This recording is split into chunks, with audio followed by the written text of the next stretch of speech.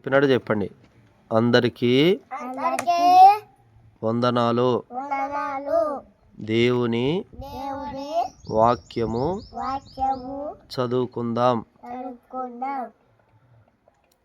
నన్ను ఫిలిప్పీ పత్రిక 4వ అధ్యాయము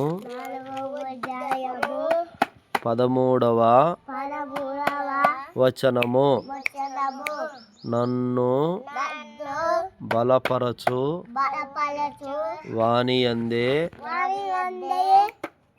నేను సమస్తము చేయగలను. నన్ను బలపరచు వాని యందే నేను సమస్తము చేయగలను. ఆమేన్. Very good.